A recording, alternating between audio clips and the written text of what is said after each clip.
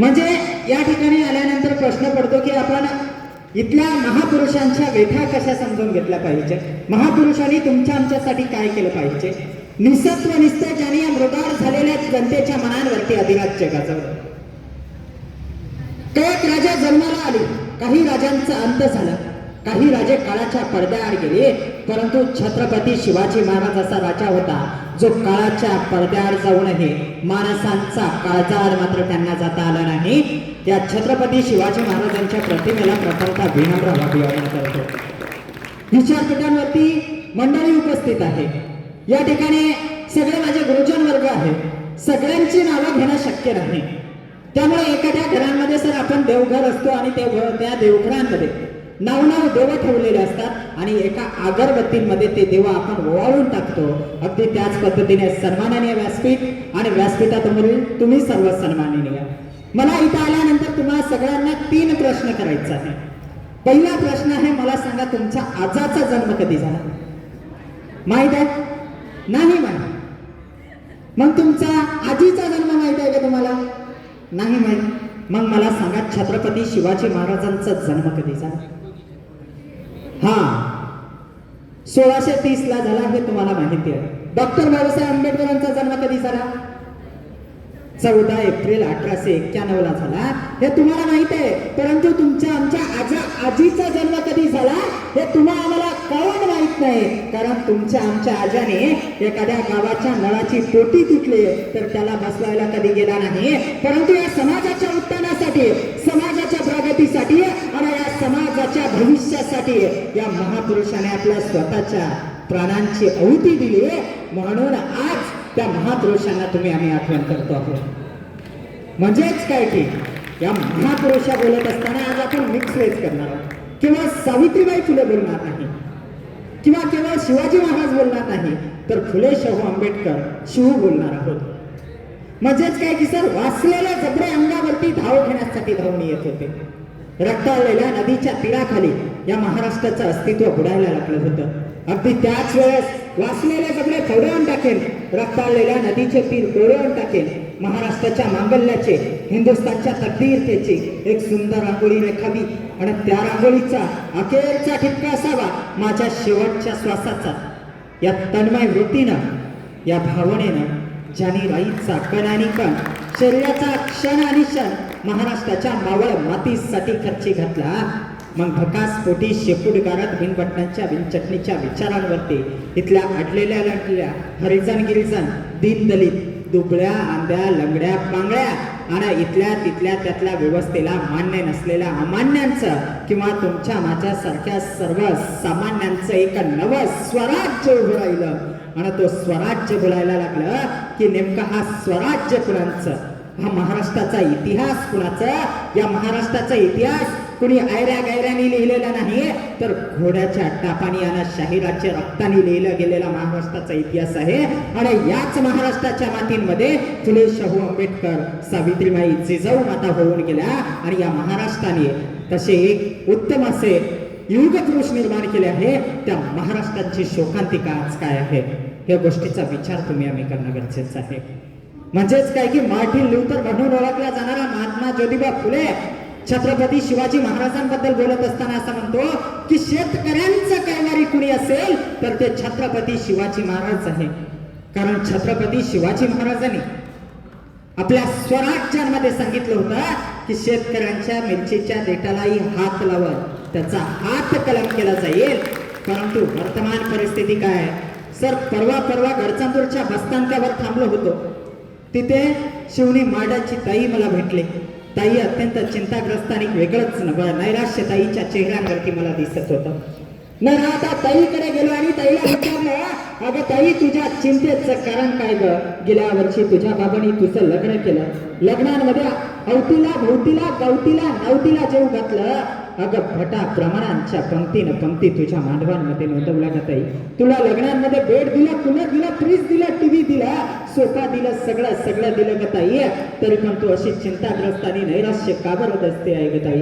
त्यावेळेस ती ताई उत्तर देता म्हणायला लागली की मॅडम मी रोज वर्तमानपत्र वाचते म्हणे आणि त्या वर्तमानपत्राच्या कोणत्या ना कोणत्या कोपऱ्यात लिहिलेलं असतं म्हणे की अमुक अमुक गावाच्या अमुक अमुक नावाच्या कास्तकारानं आपल्या लेकीच्या लग्नात कर्ज काढलं होतं म्हणे आणि कर्ज फेडण्याची त्याची लायकी राहिली नाही म्हणून बांधावरच्या बाबडीला लटकून तो गेला म्हणे. तो गेला म्हणे. म्हणजेच काय की आज या देशांमध्ये शेतकऱ्यांची परिस्थिती अशी आहे. छत्रपती शिवाजी महाराजांच्या शिवशाहीमध्ये खऱ्या अर्थाने शेतकऱ्यांची परिस्थिती कशी होती या गोष्टीचा विचार तुम्ही आम्ही करणं गरजेचं आहे. मित्रहो, ज्यावेळेस इथला विकलांग समाज तेजहीन झाला होता, जीव मात्रातल्या जगदीश्वराला आणि जनतेतल्या जनार्दनाला, त्याचबरोबर सर्वांमधल्या सर्वेश्वराला विसरून गेला होता. मोडकळीत झालेल्या वर्ण व्यवस्थेच्या वाड्यावर जातीयतेची चूल बांधून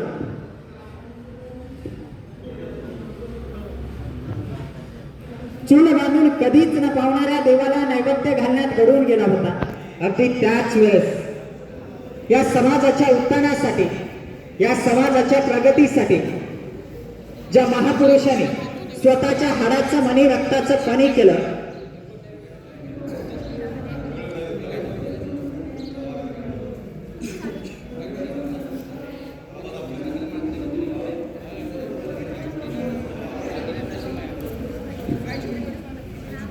कृपया आपण शांत बसावं.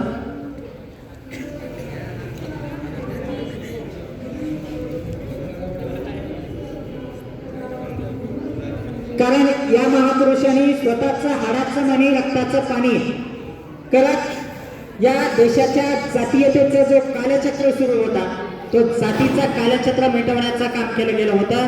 कारण त्यांना माहित होतं की जातीयतेचा कालचक्र जर असंच जर फिरत राहिलं तर एक दिवस दीनदलितांच्या गळ्यातली मडकी, कमरेच्या डहाळ्या आणि गाव कुसाबाहेरचं जीवन तसंच राहील. वैताव्याच्या नरकात पडलेल्या कित्येक मुलींचं केशोपन घडतच राहील. आत्महत्येच्या खाईत त्यांना स्वतःच्या जीवाचा जोहार करावा लागेल. नवे तर श्रमिकांना भुके कंगाल होऊन भीक मागावी लागेल. कामगारांना मुनिवान पुढे उणवे राहून चामकांचा मार खावा लागेल. अशी काहीशी परिस्थिती त्या चातुर्वर्ण व्यवस्थेच्या काळामध्ये होती. परंतु विश्वरत्न डॉक्टर बाबासाहेब आंबेडकरांनी त्या काळामध्ये मनुस्मृती नावाची विकलांग घटना जाळून संविधान नावाची घटना तयार केली होती. आणि त्या संविधानाच्या मार्गातून ज्या महिला आज या ठिकाणी बसलेल्या आहेत, सावित्रीबाई फुलेंचा जन्म झाला नसता तर कदाचित या महिला या ठिकाणी बसल्या नसत्या. आज सगळ्यांना एकत्र करून समानतेचा अधिकार मिळतो आहे. या समानतेचा अधिकार मिळण्यासाठी ज्या सावित्रीबाई फुलेंनी आपल्या हयातीमध्ये जे दुःख सोसलं, कित्येकांचा शेणाचं, कित्येकांच्या दगडांचा मार खाल्लं, तरी ते पण इथल्या स्त्रियांच्या संरक्षणात त्या उभ्या होत्या. काय गरज होती? कारण तुमच्या आमच्या महिला शिकल्या पाहिजे. परंतु आज महिलांची परिस्थिती काय आहे? म्हणजेच काय की छत्रपती शिवाजी महाराजांच्या शिवशाहीमध्ये स्त्रियाच्या संरक्षणासाठी तलवार उचलणारे मावळे होते. परंतु आजच्या धतिंगल लोकशाहीमध्ये स्त्रियांचे सलवार उचलणारे नरधाने तयार झाले आहेत. ही परिस्थिती आज या ठिकाणी आहे. म्हणजेच काय की अस्पृश्यतेच्या नावाखाली आजही आम्हाला दाबलं जातं. माहित आहे का तुम्हाला? मध्यंतरी आर्टिकल 15 नावाचा चित्रपट होता. तो आर्टिकल 15 नावाचा चित्रपट आम्हाला काय सांगून गेला की आर्टिकल 15 नावाचा चित्रपट आम्हाला सांगून गेला की जात, धर्म, लिंग, वंश कायद्याने मनाई आहे. परंतु केरळमधल्या शबरीमाला मंदिरांमध्ये सर आजही आमच्या महिलांना प्रवेश मिळत नाही. शनी शिंगणापूरच्या मंदिरांमध्ये आजही आमच्या महिलांना प्रवेश मिळत नाही.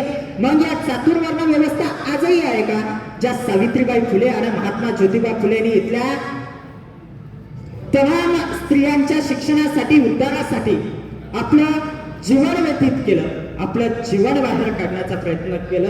अगदी त्या महापुरुषांच्या कुठेतरी आज अपमान होताना आम्हाला दिसतो आहे. म्हणजेच काय की या देशामध्ये स्त्रियांची परिस्थिती काय आहे? छत्रपती शिवाजी महाराजांच्या शिवशाहीमध्ये स्त्रियांची परिस्थिती काय होती या गोष्टीचा विचार आम्ही करणं गरजेचं आहे. म्हणजे आर्टिकल 15 नावाचा चित्रपट आम्हाला जात, धर्म, लिंग, वंश सांगून जातो. परंतु परवा काय झालं सर? छत्रपती शिवाजी महाराजांवरती कविता केली. मला लगेच फोन आला आणि त्याने मला विचारलं की तुम्ही आमचेच खरे. मी प्रश्न केला, आमचेच म्हणजे कोणाचे? त्यांनी सामोरून मला सांगितलं, तुम्ही मराठ्यांचेच खरे. त्यावेळेस मी फोन कट केला आणि ठेवून दिला. योगाने मी डॉक्टर बाबासाहेब आंबेडकरांची कविता केली सर. मला लगेच फोन आला, समोरून म्हणायला लागले, तुम्ही आमचेच खरे. मी पुन्हा म्हटलं, आमचेच म्हणजे कोणाचे? त्यावेळेस तो म्हणायला लागला, म्हणजे आमचे बोधाचेच कार्य. त्यानंतर योगाने मी लोकमान्य टिळकांवरती कविता केली. मला लगेच फोन आला, तुम्ही आमचेच का म्हणू? त्यावेळेस मी म्हटलं, आमचेच म्हणजे कोणाचे? त्यावेळेस तो सामोरून म्हणतो की ब्राह्मणांचे का? मग सर मी एक दिवस माणसांवरती कविता केली आणि पोस्ट केली. मला एकही फोन आला नाही की तुम्ही माणसांचे कारण. म्हणजेच काय की तू माळ्यांचा का, तू धोब्यांचा का, तू तेल्यांचा का, तू कुणब्यांचा का, अशी म्हणणारी माणसं आज जगात या देशांमध्ये गल्ली गल्लीपर्यंत मिळतील. परंतु तू माणसांचा का, माणुसकीचा तत्वज्ञान बाळगणारी माणसं मात्र आज उरले नाही आहे. म्हणजेच काय की या धर्माच्या नावावरती बोलत असताना विश्वरत्न डॉक्टर बाबासाहेब आंबेडकर काय म्हणतो की religion must not rule, religion must be principle. धर्म ही सत्ता नसून तत्व बाळगायला हवं. परंतु आज तुझा धर्म महान की माझा धर्म महान यावरून धर्मवाद जन्माला घातला जातो. त्याला राष्ट्रवादाची जोड मिळते आणि विनाशाचं दार उघडं केलं जातं.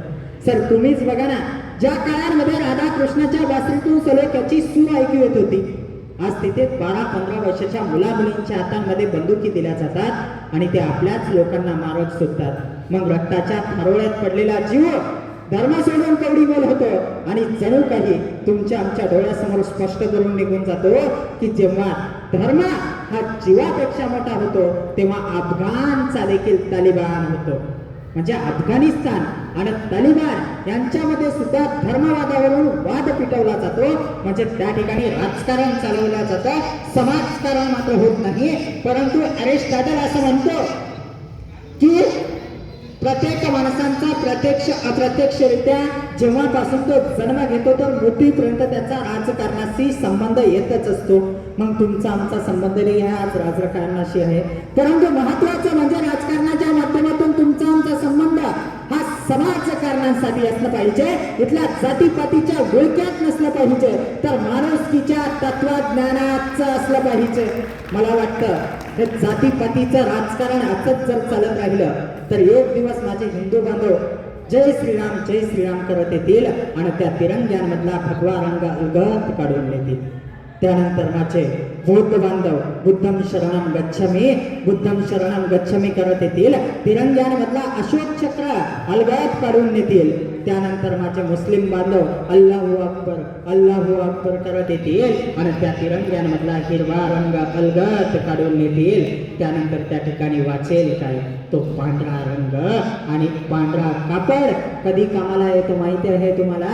ज्या दिवशी या देशाची अंत्ययात्रा निघेल त्या दिवशी तो पांढरा कापड त्या देशाच्या प्रेतावरती झाकण्यासाठी राहिलं असेल का? त्या दिवशी या देशाची बेटा आज तुम्हाला मला कळणं गरजेचं आहे. म्हणून तरुणांची भूमिका काय असायला हवी. म्हणजे सर एक दिवस काय झालं, एका घरांमध्ये 4 व्यक्ती जेवण करायला बसले होते. आई, ताई, भाऊ आणि बाबा सगळ्यांना एकदाच जेवण वाढून होते. जेवण वाढून झाल्यानंतर काय होते की जेवता जेवता पोराच्या ताटातली भाजी संपून जाते. डाव्या बाजूकडून आई आवाज देते की बाळा तुझ्या ताटातली भाजी संपली आहे, तुला भाजी पाहिजे कारण पोराचं लक्ष नसते. उजव्या बाजूकडून बाबा आवाज देते की लेका तुझ्या ताटातली भाजी संपली आहे, तुला भाजी पाहिजे कारण तरीही पोराचं लक्ष नव्हतं. मग शेवटच्या वेळेस स्वतःची ताई जेवणाच्या ताटेवरून उठते, मोबाईल मोडवर चार्जिंगला लावलेलं असते, मोबाईल काढते, डाटा ऑन करते, व्हॉट्सअप ओपन करते, फेसबुक लॉग इन करते आणि स्वतःच्या दादाला मेसेज टाकते की दादा तुझ्या ताटातली भाजी संपली आहे, तुला भाजी पाहिजे काय.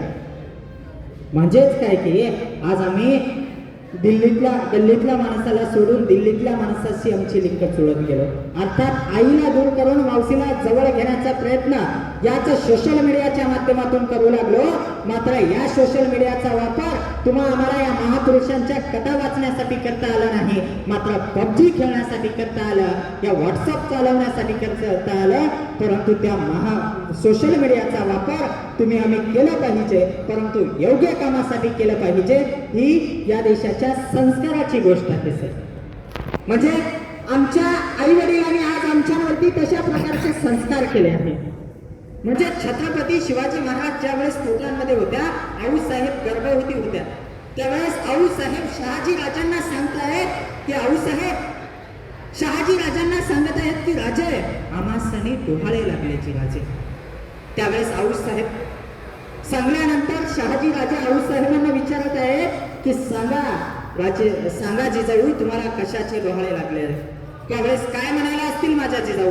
जिजाऊ म्हणायला असतील का हो कॉकटेल राईस, पाणीपुरी, सेवपुरी. जिजाऊ म्हणताय की मला आता हातामध्ये तलवार घेऊन सह्याद्रीच्या कडे कपाऱ्यातून फिरावंसं वाटत आहे.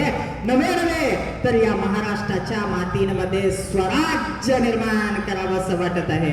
आऊसाहेबांना लागलेले डोळे होते, परंतु आज आमच्या महिलांना कशाचे डोळे लागले आहे हे खऱ्या अर्थाने तुम्ही आम्ही गरजेचं आहे. म्हणजेच काय की महापुरुषांच्या विचारातून तुम्ही आम्ही काय शिकलं पाहिजे बाबा. महापुरुषाच्या विचारातून तुम्ही आम्ही त्यांचे विचार शिकलं पाहिजे.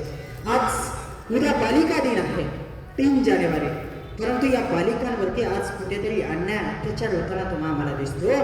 म्हणजेच काय की छत्रपती शिवाजी महाराजांच्या शिवशाहीमध्ये तळ्याच्या पाण्यावरती धुणं धुता एक ताई दुसऱ्या ताईला विचारायची की काय झालं ग ताई, 4 दिवस झाले तळ्याच्या पाण्यावरती धुणं धुवायला दिसली नाहीस का ताई. त्यावेळेस ती पहिली ताई दुसऱ्या ताईला म्हणायची की ताई कसं यावं ग ताई तळ्याच्या पाण्यावरती धुणं धुवायला, कारण यवनांच्या तापेच्या तापे येतात आणि उभ्या जवानीकडे वाचलेल्या नजरेनं बघतात, तेव्हा कसं यावं ग ताई तळ्याच्या पाण्यावरती पाणी धुवायला. त्यावेळेस ती दुसरी ताई पहिल्या ताईला सांगत होती की ताई आता चिंता करायची गरज नाही म्हणे ताई, कारण तुझ्या माझ्या अब्रूचं रक्षण करण्यासाठी, तुझ्या माझ्या या संस्काराचं रक्षण करण्यासाठी कुणीतरी जिजाऊचा शिवा आलाय म्हणे ग ताई, कुणीतरी जिजाऊचा शिवा आलाय म्हणे ग ताई. म्हणजे त्या काळांमध्ये स्त्रियाच्या संरक्षणासाठी उभा राहणारा योद्धा म्हणजे छत्रपती शिवाजी महाराज होता. म्हणजेच काय की विकलांग समाज ज्यावेळेस तेजोहीन होतो ना, जातीपातीत अडकला जातो ना, त्यावेळेस डॉक्टर बाबासाहेब आंबेडकराला सुद्धा आपल्या या जातीपातीच्या विरोधात जाऊन संविधान लिहावं लागतो. एक दिवस काय झालं सर, बाबासाहेब आंबेडकरांवरची एक घटना मला या ठिकाणी आठवायला लागते की बाबासाहेब आंबेडकर हा उंबऱ्याच्या बाहेर अर्थात वर्गाच्या बाहेर बसलेला होता. इन्स्पेक्शनसाठी शिक्षक लोक आले, साहेब लोक आले आणि साहेबांनी नाही का सगळ्यांना प्रश्न विचारायला सुरुवात केली. उंबऱ्यात बसलेल्या एकाही विद्यार्थ्याला प्रश्नाची उत्तर येत नव्हती. उंबऱ्याच्या बाहेर बसलेल्या डॉक्टर बाबासाहेब आंबेडकर अर्थात त्यावेळचा भीमा नावाचा पोरगा सगळ्या प्रश्नांची उत्तरं देत होता. मग त्या शिक्षकाने त्या बाबासाहेबांना वर्गाच्या आत बोलवलं आणि विचारलं तू सगळ्या प्रश्नांची उत्तरं दिलास पण उंबऱ्याच्या बाहेर का बरं बसला आहे. त्यावेळेस डॉक्टर बाबासाहेब आंबेडकरांनी दिलेलं उत्तर फार मार्मिक होतं. मॅडम तो बाबासाहेब आंबेडकर म्हणायला लागतात की या चातुर्वर्ण व्यवस्थेला आकाशातून उडणाऱ्या पक्ष्यांच्या सावलीचा विटाळ होत नाही. तळाच्या पाण्यावरती कुत्रे मात्रे पाणी पितात त्याचा विटाळ होत नाही, परंतु तुमच्या आमच्यासारख्या दलित समाजांचा विटाळ होतो, म्हणून मला उंबऱ्याच्या बाहेर बसावं लागलं. डॉक्टर बाबासाहेब आंबेडकरांना अशी वागणूक त्या काळांमध्ये दिली जात होती. परंतु गुरुजींनी बाबासाहेबांना शेवटचा प्रश्न केला की सांग रे बाबा, पृथ्वी तलावरती सगळ्यात दूरचा ग्रह कोणता. त्यावेळेस डॉक्टर बाबासाहेब आंबेडकर असं म्हणतात, पृथ्वी तलावरील सगळ्यात दूरचा ग्रंथ हे मला माहिती नाही, परंतु माझ्यासाठी जो कोपऱ्यांमध्ये ठेवलेला माठ आहे ना पाण्याचा, तो माझ्यासाठी सगळ्यात दूरचा ग्रह आहे. म्हणजे माठातला पाणी पिण्याची सुद्धा मुभा आम्हाला नव्हती. कमरेवरती डहाळ्या आणि गळ्यांमध्ये मडकी घेऊन त्यावेळेस आम्ही पाहत होतो. आमचे दलित दीनदलित समाज त्या ठिकाणी जात होते. म्हणजेच काय की त्या काळांमध्ये तसा होता. परंतु त्याच्या आधीच्या काळांमध्ये जर गेलं तर छत्रपती शिवाजी महाराजांच्या शिवशाहीचा एक जाहीरनामा होता सर की सर्वांस पोटास लावणे आहे. म्हणजेच काय की सर्वांस पोटास लावणे आहे. म्हणजे या स्वराज्यातला अडलेला नडलेला हरिजन गिरिजन कुणीच उपाशी राहता कामा नये. परंतु परवाचा जागतिक भूकमारीचा निर्देशांक येतो आणि तो जागतिक भूकमारीचा निर्देशांक असा म्हणतो की भारत हा 140 देशांपैकी 113व्या नंबरवरती आहे आणि तुमचा आमचा दुश्मन म्हणून ओळखला जाणारा जो पाकिस्तान आहे तो आता 111व्या क्रमांकावरती आहे. मग विचार करा, या देशांमध्ये बेरोजगारी किती वाढली, या देशांमध्ये महागाई किती वाढली, या देशांमध्ये बेरोजगारी वाढली असताना आम्ही विचार करतो की छत्रपती शिवाजी महाराजांनी त्यांच्या काळामध्ये सगळ्यांना रोजगार देण्याचं काम केलं होतं. तुम्ही आग्रा गेला असेल तर सर त्या ठिकाणी एक भिंत लावलेली आहे, मोठी भिंत आहे. त्या भिंतीला छत्रपती शिवाजी महाराजांनी 4 वेळ पाडण्याचं काम केलं होतं. काय गरज होती पाडायला? कारण तिथल्या लोकांना रोजगार मिळावा, तिथल्या शिल्पकांना शिल्प करण्याची मुभा मिळावी, त्यांना त्याच्या माध्यमातून रोजगार मिळावा, म्हणून छत्रपती शिवाजी महाराजांनी त्या काळामध्ये अशा पद्धतीचा रोजगार देण्याचं काम केलं होतं. तो रोजगार आज आम्हाला भेटत नाही. शासन व्यवस्थेच्या दाराखाली पडलेली ही व्यवस्था तुम्हाला आम्हाला जगू देत नाही. कारण या देशांमध्ये बेरोजगारीचे प्रश्न आहेत, परंतु या बेरोजगारीच्या विळख्यातून तुम्हाला आम्हाला आता बाहेर जर पडायचं असेल तर प्रथमतः वाढलेल्या स्पर्धेमध्ये तुमचं आमचं प्रामाणिक मत, तुमची आमची प्रामाणिक मेहनत आणि तुमचा आमचा विचार हा सर्वांगीण विकास म्हणजे तुमच्या आमच्या विकासांचा ध्येय ठरवणं गरजेचं आहे. तुम्हाला काय बनायचं आहे ते तुम्ही ठरवणं गरजेचं आहे. सर एक जोडपं होतं, अर्थात त्यांचं लग्न झालं होतं. मग जोडपं असताना एक दिवस बायको नवऱ्याला सांगते की मी माझ्या पोराला इंजिनियर बनवणार. नवरा बायकोला सांगते की मी माझ्या पोराला डॉक्टर बनवणार. त्यांचा वाद चव्हाट्यावर जातो, वाद वाढत राहतो. वाद वाढल्यानंतर काय होतं, एक दिवस हा वाद गावाच्या पोलीस पाटलांपर्यंत चालला जातो. मग गावाचा पोलीस पाटील काय करतो, समोर येतो आणि तुम्ही सांगा म्हणतो तुमचं काय आहे म्हणतो. मग बायको सांगते की मी माझ्या पोराला इंजिनियर बनवणार आहे आणि नवरा सांगतो नाही नाही मी माझ्या पोराला डॉक्टर बनवणार आहे. तो पोलीस पाटील काही मिटवत नाही, चालला जातो. वाद एवढ्या चव्हाट्यावर जातो सर, हा वाद कलेक्टरपर्यंत पोहोचतो. कलेक्टर गावांमध्ये येतो आणि विचारतो की तुमचं काय चाललंय. पुन्हा बायको म्हणते माझ्या पोराला इंजिनियर बनवायचं आहे, नवरा म्हणते माझ्या पोराला डॉक्टर बनवायचं आहे. परंतु इंजिनियर हा जो कलेक्टर हा जो असतो ना तो अत्यंत हुशार असतो, UPSCचा माणूस असतो ना, का हुशार राहणार. तो म्हणतो की तुमचा मुलगा कुठं आहे म्हणतो. मला त्यांना विचारू द्या म्हणतो की त्याला काय बनायचं आहे. त्यावेळेस ती बाई लाजते आणि म्हणते की मी आता प्रेग्नेंट आहे म्हणते, अजून मुलगा यायचंच आहे म्हणते. म्हणजे बाळ पोटांमध्ये असताना स्वप्न यांनी रंगवले कशा पद्धतीचे, डॉक्टर इंजिनियरचे. परंतु हा वाद इथेच थांबत नाही, तर समोर जातो. त्यांना काय होतं सर, एक दिवस मुलगा होतो. मुलगा झाल्यानंतर त्यांचा वाद सुरूच असते, डॉक्टर इंजिनियर. बायको म्हणते पोराला इंजिनियर बनवणार, नवरा म्हणते नाही नाही डॉक्टरच बनवणार. यांचा वाद एवढा चव्हाट्यावर चालला जातो की बायको उठून आपल्या माहेरी चालली जाते. पोरगा 10-15 वर्षाचा होतो, बायकोचं काही मन लागत नाही. बायको नवऱ्याला फोन करते, कुठे आजी म्हणते, तो म्हणते घरी जाणं भावाने म्हणते, भावाने घरी जाणं म्हणते, कुकर लावून दाखवा म्हणते, कुकर शिट्टी मारून दाखवते. मग 10-15 दिवसानंतर बायको पुन्हा घरी येते. त्यावेळेस चिंट्या नावाचा पोरगा रडत असतो. त्याला विचारते चिंट्या काऊन रडत आहे. त्यावेळेस तो चिंट्या नावाचा पोरगा म्हणतो की आई तू गेल्यापासून बाबांनी कुकर सोबत घेऊन कुठे गेलाय काय गेलाय मला काही माहित नाही म्हणते, तो आलाच नाही म्हणते. काय म्हणते. मग त्यानंतर योगायोगाने तो मुलगा नाही का समोर जाऊन वैज्ञानिक बनतो, म्हणजे इंजिनियर बनतो. इंजिनियर बनल्यानंतर आता त्या असाच एक शाळा असते, त्या शाळेतला तो विद्यार्थी असते, आपला असा प्रिन्सिपल सारखा प्रिन्सिपलच असते. मग त्या ठिकाणी गेल्यानंतर अलाउन्स होते सर मोठी की आता हा विमान उडणार आहे, आपापले सीट बेल्ट सगळ्यांनी बांधून घ्या. त्यावेळेस अलाउन्स होते की तुमच्या शाळेचा विद्यार्थी हा आता वैमानिक उडवणार आहे. सगळे मास्तर लोक घाबरून जातात, आम्ही बसणार नाही म्हणते विमानात म्हणते, आता काही खरं नाही म्हणते. पण प्रिन्सिपल मात्र ठाम आत्मविश्वासाने सांगतो की मी बसतो. सगळे मास्तर विमानातून खाली उतरून गेले, प्रिन्सिपल मात्र उतरला नाही. सगळ्या मास्तरांनी जाऊन प्रिन्सिपलला सांगितलं तुम्ही काऊन नाही उतरले. नाही म्हणे मला माहित आहे म्हणे हा मुलगा चालवते म्हणे. त्यावेळेस मग अलाउन्स झाल्यानंतर प्रिन्सिपलला विचारलं जातं सर तुम्ही का बरं खाली उतरले नाही. हा मुलगा विमान उडवणारच नाही हे मला माहित होतं म्हणते. म्हणजेच काय की त्यांनी आधीच्या काळांमध्ये 2-4 ऍक्सिडेंट करून ठेवल्या होत्या म्हणते आपल्या गाडीचे. आता तो विमान कसं उडवणार आहे म्हणते. म्हणजे पोटांमध्ये असताना बाळाचे स्वप्न रंगवले आम्ही, परंतु त्या बाळांच्या स्वप्नांवरती संस्कार करणारी पिढी निर्माण केली नाही. ही वास्तविकता आहे. परंतु स्वप्न रंगवलं पाहिजे.